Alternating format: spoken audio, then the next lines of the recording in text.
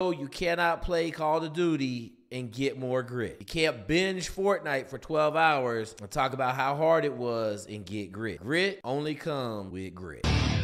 Nearly 260 of America's toughest soldiers have come to North Carolina to try out for Special Forces.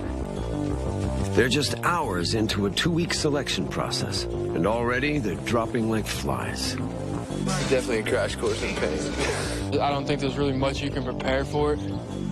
All right, I'm going to call BS on that. Absolutely, you could be 100% prepared for this bad boy. Show up and stomp it like it was a roach on the floor. So, complete BS, yes, you can show up prepared, 100%. Every single person out here probably is gonna be thinking about wanting to leave. And that's all right. It's just a matter of who's got the perseverance to stick with it and deal with the unexpected, because they don't know what's coming next. What? In cadence. Exercise.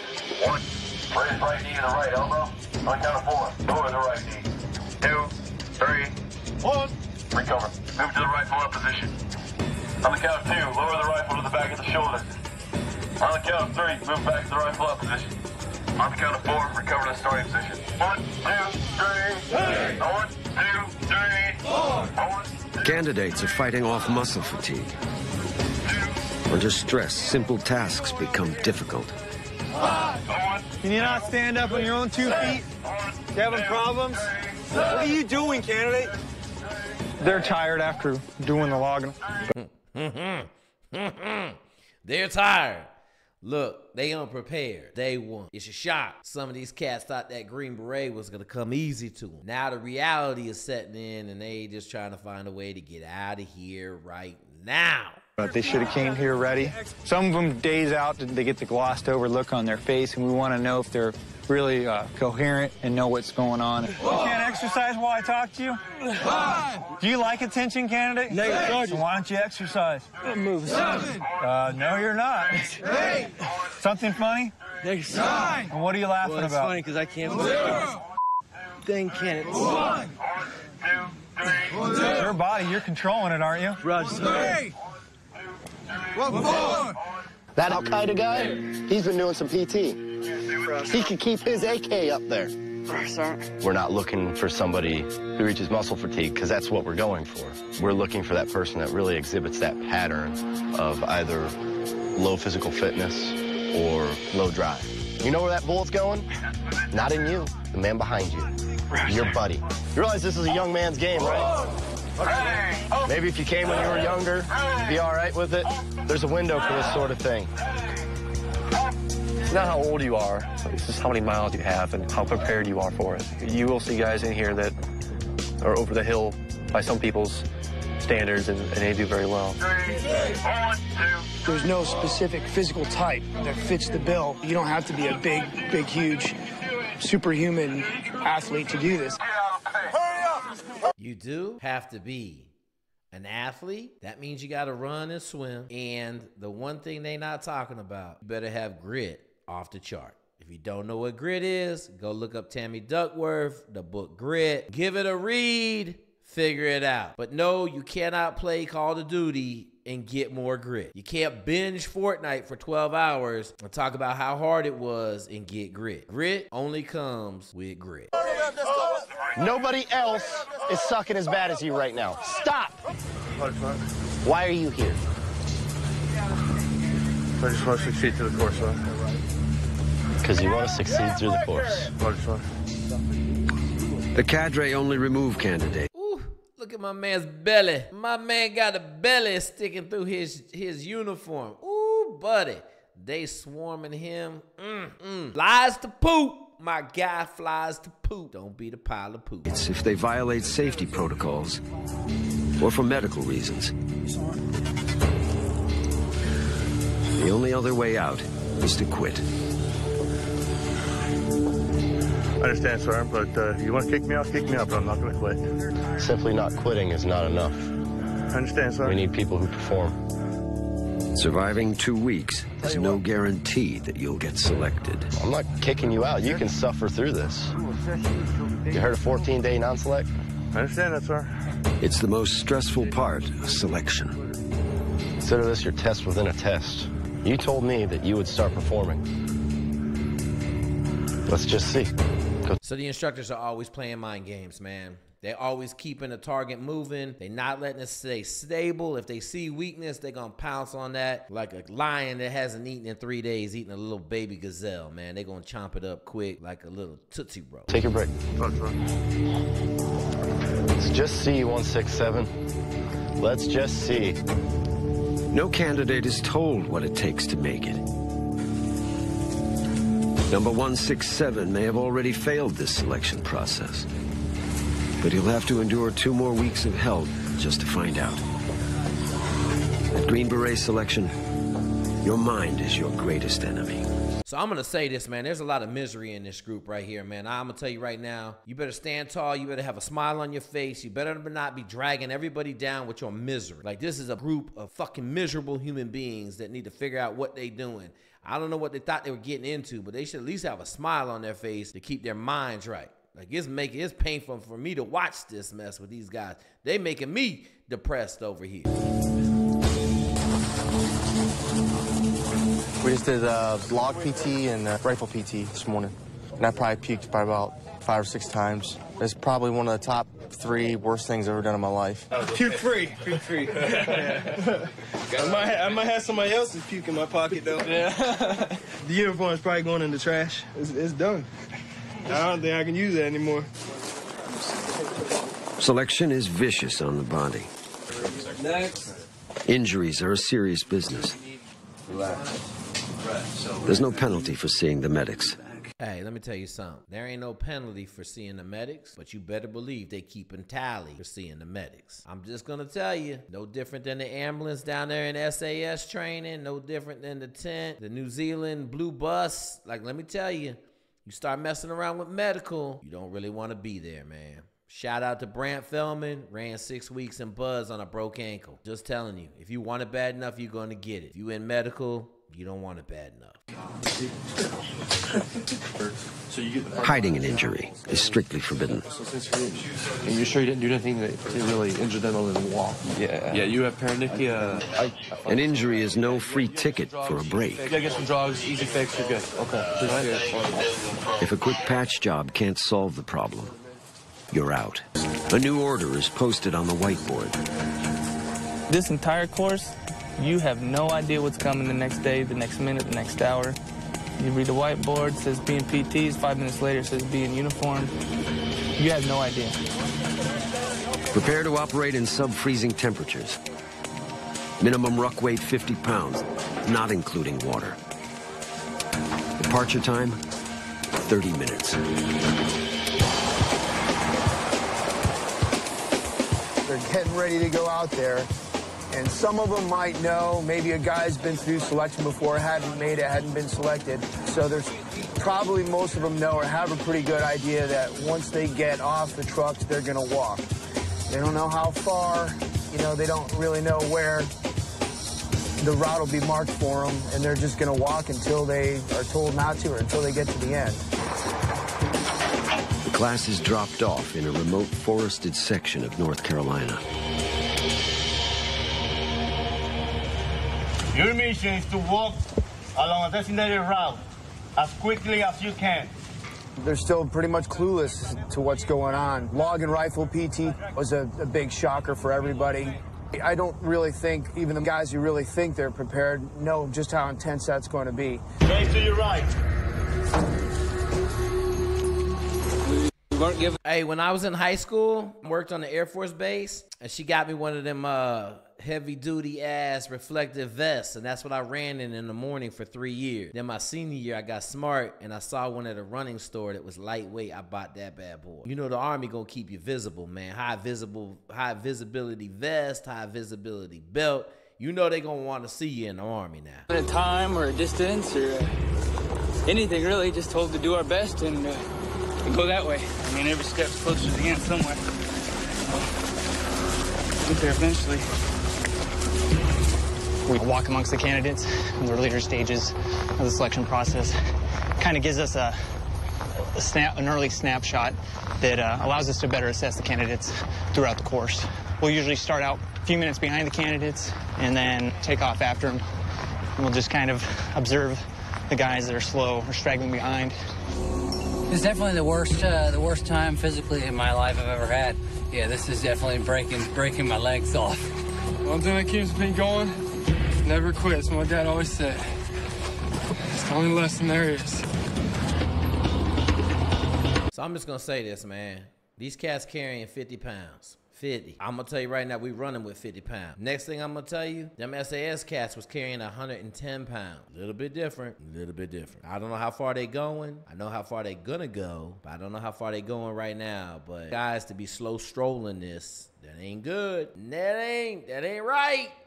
Green Berets operate on their own, isolated in remote and hostile territory. It's critical for special forces to know how a man acts alone, unsupervised, and under severe stress. 2 road flares. Radio patch to your rucksack. Go take all instructions off the board. Over the next 48 hours, they will find out. You gotta be kidding me. Okay. It appears they walked all day long. That's a long clipper right there. It's a long one. So maybe that's why they weren't running, because they knew it was going to be all day long. Now I'm just taking, they might have it out of time order. They might have some other stuff. But if they walked all day, that's a solid walk, right? Like 8 o'clock to dark, wintertime, North Carolina, that'd be 10 hours, 10, 11 hours, 10, 11 hours, 8 to 6, 8 hour walk. That's a solid walk. Let's get it. Tell me it isn't so like a beautiful damn. They got them on thermal. I don't know what they doing, but whatever they supposed to be doing, it ain't what they supposed to be doing, because they got them. The candidates of Green Beret Selection Class 409 are deep inside the North Carolina woods. This is the STAR land navigation test. The distances, the dense terrain, and the time pressure make it a killer. One event after the other, very little downtime. The body can't recover. It just breaks you down. Basically, we've taken them out of a very organized, structured environment out to an environment in the woods. Hey, yo. Hey, yo. Yo. What, am I your friend? We buddies or something? Yo. Last time I checked, I was a sergeant first class in the United States Army, Kennedy. Yo, is this even your weapon? No, your weapon's right there, is it not? I even know where your weapon is. I know this isn't your weapon. Yo, next time, keep an eye on me. Right, sir. 35, I got my eye on you now, yo. So while they're out here, you'll see a lot of guys will quit because they've never been in the woods before. You know, they're cooks, mechanics, people that have never been outdoors, never land nav, aren't used to the elements of coming out here. You know, noises will scare them, bugs will scare them. They'll freak out. The weather's supposed to get colder out here, so they tend to drop really quick because they're not used to it. What we train in is what we're going to fight in, so weather doesn't play a part in our selection. The STAR course covers over 50 square miles. Using a map and a compass, each candidate is given a set of locations. They have 10 hours to find them. Go ahead, make sure you guys plot your point. The points are miles apart and well hidden. This is the big one. Very worried. But, you know, not crazy worried where I'll panic or anything. I just hope I can find a point in the dark. I'm not too used to that one. Every selection course has land navigation. Every selection. If you can't land nav in the dark, you ain't gonna be able to land nav in the day. Now, the one thing is, Army be letting them use lights. Man, you get it done with a light land nav. That no dark, no light, that's a whole different game. It's pretty much been non-stop the whole time, just moving and moving and moving. Just got a few hours of sleep tonight. A few hours the night before. Haven't really stopped moving since we got here. This is our chance to see their ability to comprehend and learn basic land navigation skills with a simple map, a compass, and a protractor. And we want the guy that's going to go out there and find all of his points, no matter what.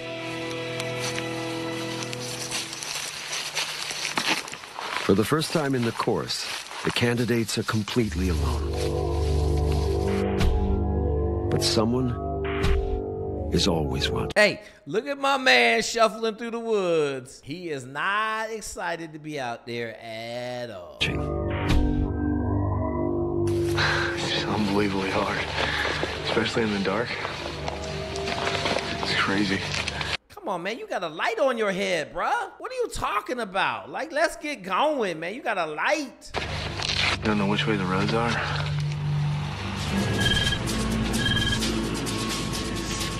The camera teams use night vision systems alongside the cadre. It's pitch black and near freezing. Getting ready to go out down to a choke point where candidates like to get out onto the road, get out of the woods, and try to... Instructor in a ghillie suit. My dude's invisible. I love it. You think they fixing to get some cats lying in the bushes just waiting. Keep their feet dry is basically cheating. Basically, I'm just going to be there to try to catch these guys in the act. Before the navigation test started, the candidates were given very strict rules to follow. Cheating here is a bad idea. You are not allowed to walk with your light on. You cannot navigate with your light on. Okay, there we go. They gotta take their light off, turn their light off when they're walking. That make more sense. I like it. If you leave that light on, you can really cover some miles. They're gonna catch you. Light discipline in the woods is amazing, man. You see a light from 500 yards away easy. He stopped moving. He hunkered down a little bit.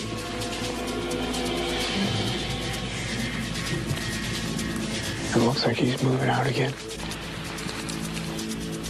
Isolated in a dark forest, a small light may offer some security and comfort, but it also may be a ticket home. Why were you moving with your light on? No excuse, Sergeant. Okay. Go ahead and give me your scorecard at this time. He's been at this since 2 in the morning and he hasn't even found 1 point yet. It's not looking good for him. Roster number 43. Yes, sir. Okay, failure to follow instructions. Roger, sir. You're not supposed to be moving with your light on at any time. Yes, sir. It happens quite a bit. The setup we have here is a thermal image, picks up body heat, tell where they're at, where they're moving. Body heat is almost impossible to conceal. They cannot navigate on the roads. They can't walk on the roads. They can't walk within 50 meters of a road. If they're caught, they become what we call a roadkill. The terrain is riddled with chest-deep swamps and thick vegetation. Roads offer the promise of dry and easy passage. Rather than try and navigate through this thick area here or try and go around this pond right here, they'll try and cross right here. In hostile territory, the enemy would set up snipers at a choke point like this. It's the perfect hide site for a roadkill. There's a candidate right over there.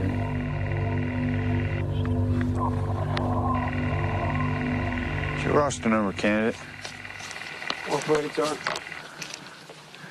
You got a headlamp on you, 148? Take a look down at what's beneath your feet. Now look at the trees. You see how they kind of line up? There's a reason this one area has got tire tracks and it's wide, which you just walked down. Let me see your scorecard, candidate. Let me see your scorecard, candidate. You done messed up. You have just become a roadkill. Continue your point and get off my road.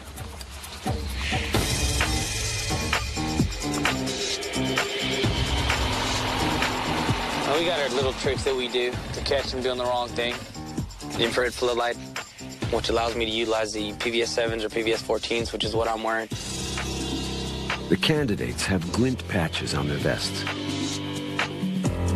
With night vision and an infrared light source, they are clearly spotted without giving away the cadre's presence. They might hear me coming, but they ain't gonna see me coming.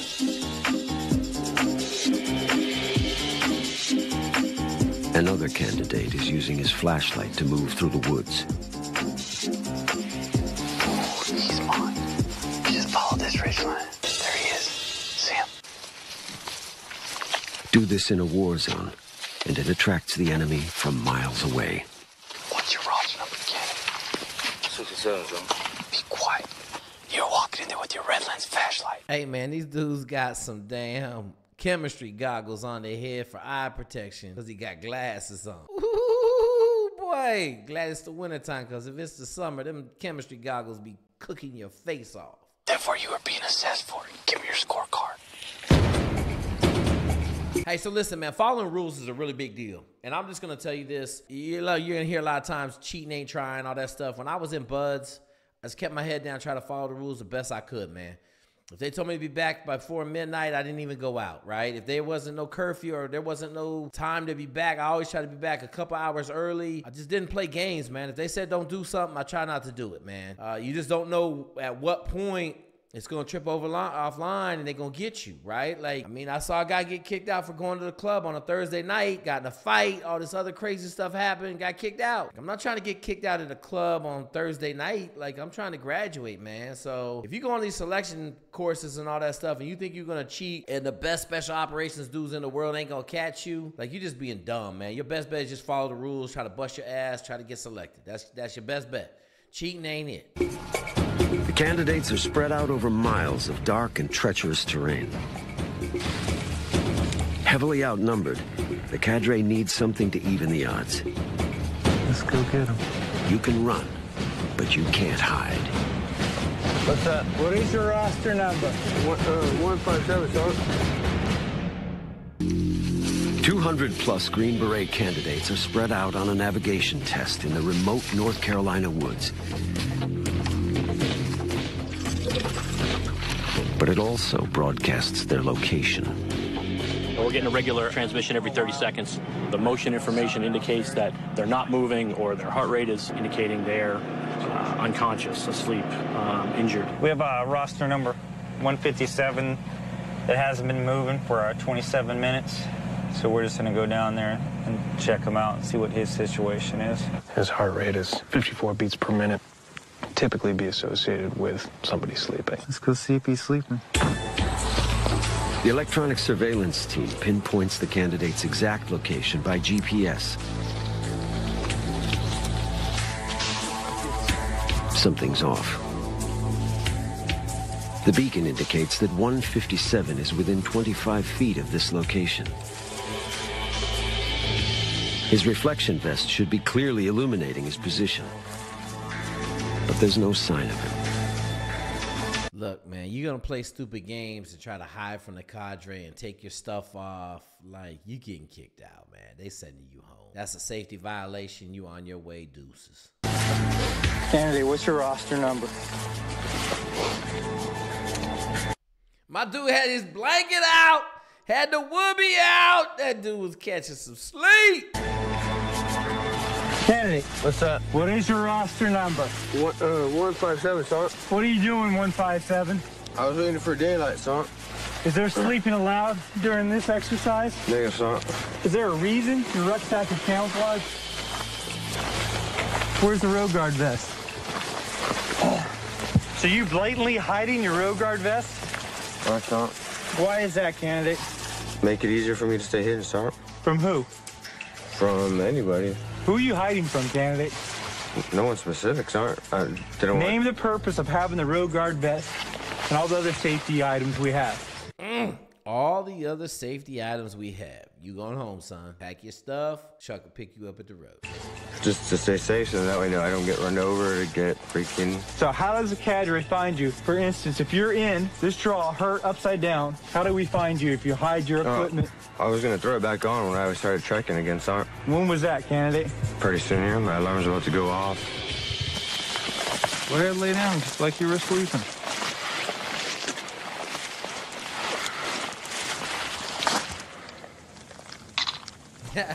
Do the right thing, you don't have nothing to worry about.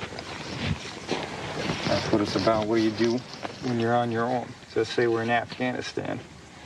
What do you do then? You're on your own. Foreign country where people don't speak English. Do you do the right thing or do the wrong thing? That's what we're trying to instill in them now. What do you do on your own? Get all your equipment together. Let's go. Number 157 broke a serious rule when he ditched his safety gear and tried to hide from the cadre. For him, it's game over. Deuces! Do dumb shit, win dumb prizes, man. Come on, bro. What do you think was going It could be a life-changing decision that he makes on his own accord. I even asked him if he thought he was still Special Forces quality. And I reiterated to him honor, integrity, failure to follow instructions. And he still said he was Special Forces quality. And I said, well, maybe at a later date. But the fact that you failed to follow instructions, basic instructions, you know, you're definitely not our quality, what we're looking for today. You need to train, candidate. Not what we're looking for today, man. Here's the bottom line. You out here doing dumb stuff in these woods. They got to be safe, man. You got some bears out there. They got a lot of bears in North Carolina. He might have got eaten by a bear, but his heart rate was still beating, so he was alive. Come on, man. What are you doing? Yes, sir. Throughout the night, the candidates have been crashing through miles of dark and treacherous terrain. For those who have grown up in the rural outdoors, the land navigation test is relentless miles and tough terrain. What are you doing, candidate? Why don't you get up and get moving, candidate? Grow up in the city, and it's chaos. It's taking you an hour and 45 minutes to get through this draw. Yes, Doc. Go to the formation area. Time is up. There's no loom or anything, so it's like being in a closet with trees. I feel like a 60-year-old man, that's about it. I've been running since the sun came up. I couldn't see crap, it was dark. Got a little turned around at night, so I ended up spending about a good amount of time just bubble through the river. And when I got out, I had to run basically, it was about 12 or 13 clicks to my next point, and I basically just sprinted my ass to the third one. Trucks bring in loads of candidates who finished at other checkpoints. And candidates who have not finished, we have to start policing them up. The cadre sweep up the last of the stragglers. Go ahead and hop in the back of the truck. Don't lean against the tailgate, all right? Voluntarily withdrew about 10 minutes ago. Coming out here, mentally, I just wasn't where I needed to be. I mean, physically, it can always be better, but mentally, I wasn't right. Go. Mentally wasn't right. So I quit. Don't quit. Quitting is quitting. Don't quit. It's just been a few days, and already the miles are tearing up the class. That was an experience I'm pretty sure I'll never forget. In 2 weeks, they will cover over 130 miles, often under back-breaking conditions. As the class moves back to base, the fear of failure sinks in for those who didn't hit all their navigation points. They are all about to look fear dead in the eyes. Let's go! Surviving the cut, making green berets, baby. Them green berets. Okay, let's get it.